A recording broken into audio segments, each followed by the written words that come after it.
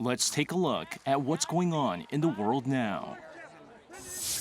We start things off in Egypt, where Israeli Prime Minister Naftali Bennett met Egyptian President Abdel Fattah al-Sisi on Monday for talks on relations between the two countries, marking the first official trip by an Israeli head of government to Egypt in a decade. Ahead of his return to Israel, Prime Minister Bennett spoke to reporters at the airport, noting the importance of dialogue between the two sides. We discussed a number of issues in the fields of diplomacy, security, economy, and ways to deepen the connection and strengthen the interests of our countries.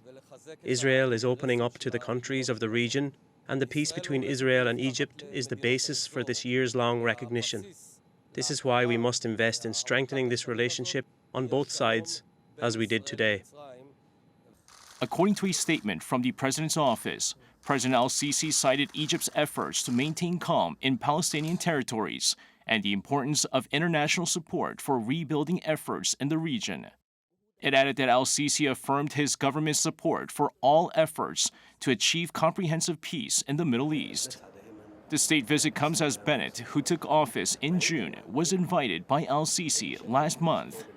Egypt became the first Arab country to sign a peace treaty with Israel in 1979.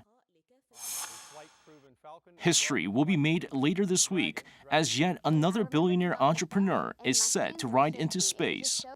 While Elon Musk himself won't be on the SpaceX Falcon 9 rocket, Jared Isaacman, the founder and chief executive of e-commerce firm Shift4Payment, will lead 3 fellow spaceflight novices, making history as the first all-civilian crew to be launched into Earth's orbit. The spacecraft is set for blastoff from NASA's Kennedy Space Center in Cape Canaveral, Florida, with a 24-hour target launch window that begins on Wednesday.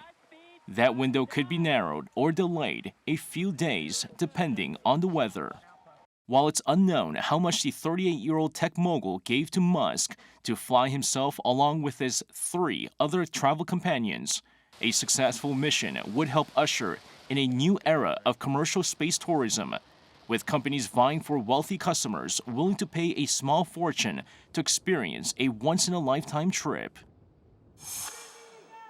And finally, pop superstar Britney Spears, who's been embattled in a conservatorship that governs her personal life and finances with her father, announced she's engaged to her longtime boyfriend, Sam Asghari.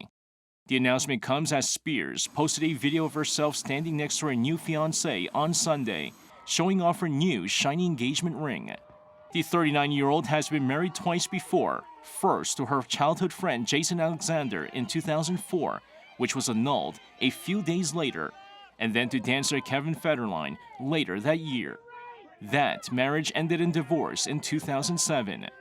The Iranian-born Asghari is a personal trainer and actor and is 12 years younger than Spears.